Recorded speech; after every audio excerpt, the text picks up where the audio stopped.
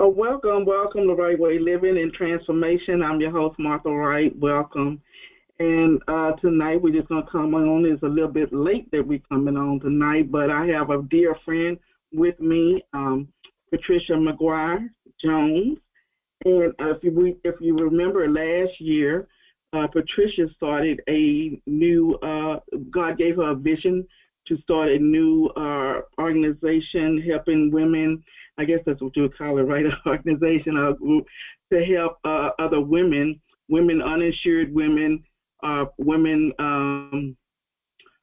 uninsured and underinsured women in the Galveston County area that are dealing with breast cancer for mammograms and other types of breast cancer issues. But anyway, we're coming on tonight. This is her second year that she's into this, and she's going to have the second year annual breast cancer walk, which will be held on next month. But I wanted to have Pat on here to kind of let everybody know, because a lot of people may not know who Galveston County Crusaders against breast cancer, the organization, who they are, what they stand for, what the things are they're planning on doing, and the different things that they are offering as well. So I wanted her to come on tonight just to give a little bit about herself, tell a little bit about herself, and tell a little bit about the vision and the organization that God has given her. You know, we as women, God is doing a great thing in the women today. And I just read an article from one of a sister where she was saying God is really using women and turning women into doing mighty things in different areas, in different ways. And, you know, when we think about ministry and things, a lot of people think of the pulpit. You know, you got to be on pulpit to preach or to reach out to others. But there are so many other ways that we can reach out to other people by giving it up through our community, in our churches, in our home schools, everywhere, you know, and we are needed. The harvest is plentiful, but the labors are few. So we do need people just like Pat, you know, who are going out and seeing the need of others that are out there and trying to meet a need. We can't meet every need, but what we can meet, we try to meet. So I wanted to invite her on tonight. And Pat, and welcome this afternoon. And I want you to give us just, you know, a brief summary of who you are, what the organization and name, what it stands for, and some of the events that's coming up. Well, thank you, Martha, for having me on. And as you said, we will not be defeated. It looks like the enemy was trying to block this interview this evening with the technical difficulty. But, you know, in all things, no weapon formed against us shall prosper. A little bit about myself for those who don't know me. My name is Pat McGuire Jones. I am a breast cancer survivor, thriver. Some people say I was first diagnosed in 1992 with stage 2 breast cancer. I had a mastectomy of the right breast, and I was on treatment, 3 rounds of chemo, 5 years on maintenance, and a drug called Arimidex. After that 5th year, I had another test done, a mammogram, and it was found that my cancer had returned to my lungs. And when cancer moves from one part of the body to another, it's still considered breast cancer, but it has called metastasized. Anytime cancer moves from one part of your body to another. And since 2002, I have been undergoing IV treatments, I can't tell you how many different cancer oral chemo that I've been on, and every 3 weeks. So by God's grace, I am still here. All along that time, between that time, I have worked with American Cancer Society, Relay for Life, Susan G. Komen. I know some of you, the old Islanders, Galvestonians, may remember when they had Defeat Breast Cancer on the island with Dolly Warren. And it was a big organization. And she had a walk every year at Moody Gardens. unfortunately, when Dolly died, that vision died. Nothing has been since, I guess it's been, oh my God, maybe 6 years since we've had anything on the island. Mm-hmm. And we tried through Susan Coleman. When Susan Coleman was local and didn't go international, we formulated a group called Partners in Pink, and that did not continue because Coleman went international, so we had no funding and backing. And you know, when God gives you a vision, He will not let it rest. And this kept on my mind, on my mind, on my mind. I run into women all the time. I work part time at St. Vincent's Clinic, and I see women come in, talk to women on in the stores, on the street, and especially now lately, it looks like I'm one of the people that have been diagnosed. They know somebody, they just had somebody, and age, I keep saying that age does not differentiate. Cancer does not differentiate with your age. Mm-hmm. I just had a friend of mine. Uh, she went to the doctor and they found a spot, and she was real apprehensive, but she knew me and knew my story and what I've been going through. And she said, I'm going to call you as soon as I get the test results. And did find something by the grace of God. It's real minute, not really even stage 1, and they're just going to remove it. But that's one of the things that I want to get across. With Galveston County Crusaders Against Breast Cancer was inform women. Martha was asking me earlier, well, what causes cancer? And it was like, they don't really know what causes cancer. It could be a multitude of things. Everyone has cells. Cells are constantly dividing and multiplying. And sometimes you have abnormal cells. They call them renegades. Our cells can mutate. And those mutated cells can overtake the body and form. And, you know, it's like, yeah, they said one bad apple could spoil a whole bunch. Well, that cell, that mutated cell can clog up into a bunch, and that's what forms a tumor. And that could come from your lifestyle, where we live at, especially in this area. We have all these chemical plants and refinements, our environment, the food we eat, all of the pesticides and everything that's going on. It could be, in my case, mine was hormonal. So my cancer, my tumor was hormone driven. You could be inherited. You could be born with it. It could be inherited. That's why another thing is so important. Know your family history. We don't like to talk about our family history, especially as African Americans. We like to keep things secret. Secrets can kill us. That's right. Ask your parents. I didn't know until after I was diagnosed and went through treatment that my sister had ovarian cancer and had to have ovaries removed. That's why she could only have one child. Hmm.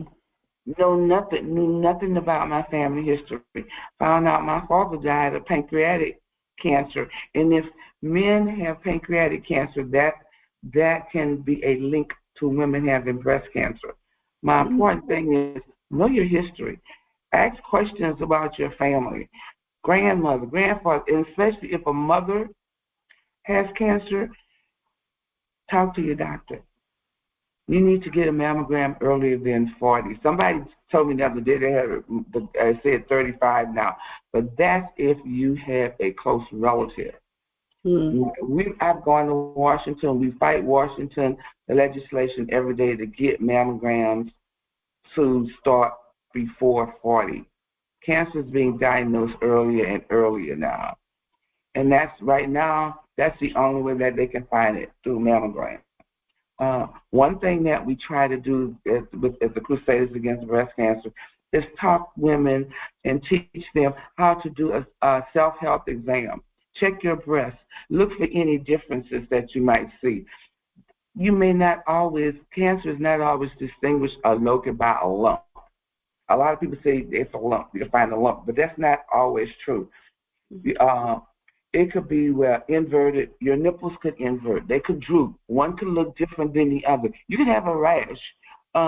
It could even be starting with the lymph nodes under your arms. There's so many things that get educated, talk to people, read. We hate reading. We hate to read, but reading is knowledge. Get information. One of our things, our goal is to go out more and more into the community, talk to the community, invite me to your churches. Don't wait till the month of October when they say Breast Cancer Month.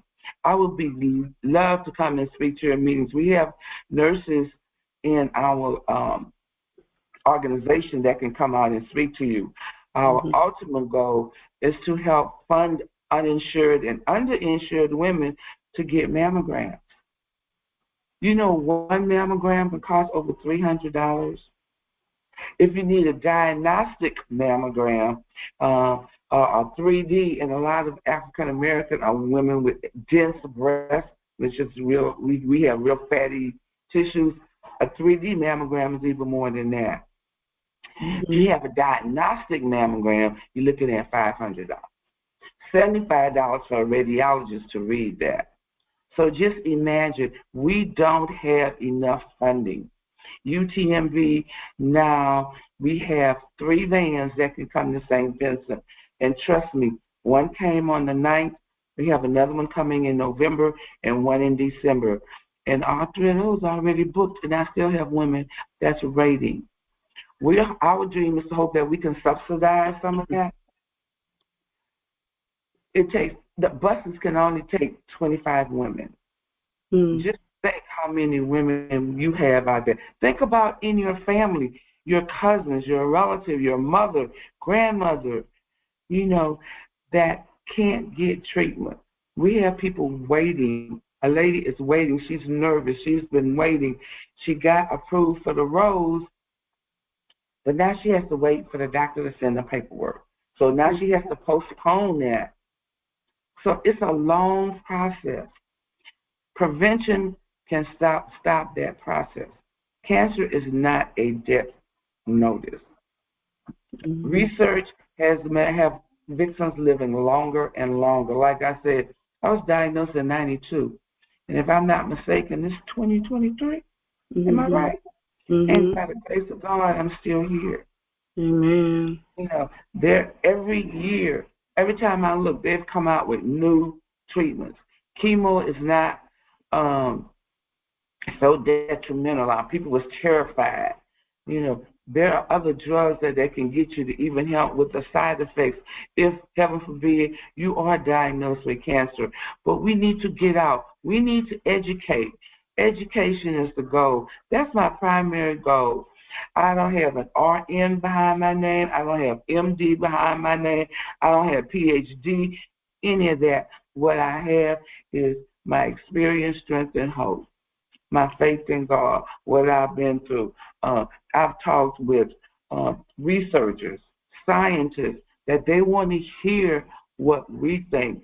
They're interested in what survivors think, what they can do. Okay, we're working on this drug. How is this going to affect that? What type of side effect is this going to have? What's the cost? One of my treatments, which I go through 3 times once a month, that one treatment is $1,200.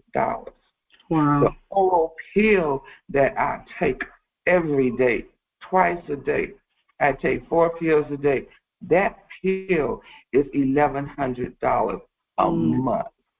But by the grace of God, I have insurance.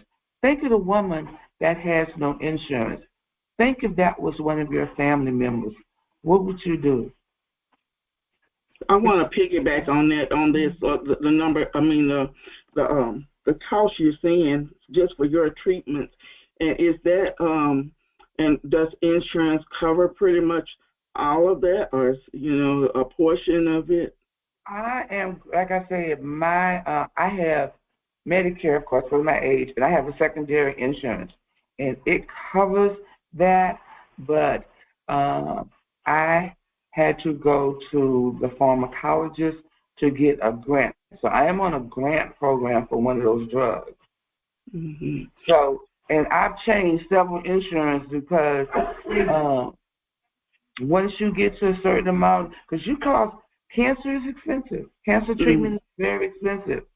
And insurance companies, I'm sorry, they're to make money. So I've been flip-flopped to so many different insurance companies, and they say it's not because of that, but this is just my opinion. Yeah. I've been with insurance companies for years, so I know eventually, they get top-heavy. And how many people can, for excellent insurance, it costs, how many people can pay $200-$300 a month for a premium and then still pay for your drugs? And I'm quite sure that's why a lot of women give up too, because they just don't have it. They just can't do it, so they do the best that they can. Right, they pay for the treatment, but I have a separate drug. I have Humana as my drug, but like I say, I have to go through a different company, the pharmaceutical company that does that. So they have this. So you, like I said, education. You have to be your own advocate. You have to know what to go through, who to ask, and there's not enough nurse navigators in the system to help guide you through that. Right, advocates. Yes, but even at the hospitals, like when you're diagnosed with cancer, you have so many questions. Yeah. And always bring somebody with you, number one. Mark all this is good. See these phones? These phones are excellent. They got a thing on it that you can push record when you're in a doctor's office, hit record. Because once a man hears the word cancer, it's like wah, wah, wah, wah, wah, wah, wah, wah. You don't hear anything else. Exactly. And how do I go through the treatment? What's the first thing I do? Is surgery the right thing for me? Do I want chemo? Some people may not want. Do I just want homeopathic treatment? It's a million things. So you need a guide. There's not enough nurse navigators. And another thing was, I always thought that mammograms was just a preventive, and I may be wrong. I thought it was something preventive, but the insurance was paying 100% for you to have a mammogram done every year if you needed it done, to have it done. I always thought it was just a preventive type thing where you didn't have to, pay for it, but I didn't. I guess, am I right? Just a routine mammograms now, it is under preventive. But if you need a diagnostic mammogram or 3D mammogram, that's different. You have to fight the insurance companies for a diagnostic mammogram. So that a $300 cost, is that a routine? That's a routine, which, like I said, that'll go under your preventive care depending on what insurance you have. So that should be covered. But think about somebody who doesn't have insurance. Yes, that's the average cost. And that's that's not stand for the reading of the mammogram. Like I said, a radiologist is like $75. We do have, if anyone wants to go and look, we had an excellent virtual health fair on our webpage, gccabc.org, that you can look, and she talked about that, how much. And there aren't enough radiologists to read them. That's one of the problems. It's not enough. Wow. The system is in effect, but we have more need than there are people that can do that. Wow. So with the organization Galveston, your organization is called Galveston County Crusaders Against Breast Cancer. Mainly there to help tell us a little bit about what you're doing. Well, what we're doing now, like I said, health fairs. We want to get out in the public and educate, talk. We will start taking applications. I take applications for women to get a mammogram. We're trying to get the funding. Like I said, this is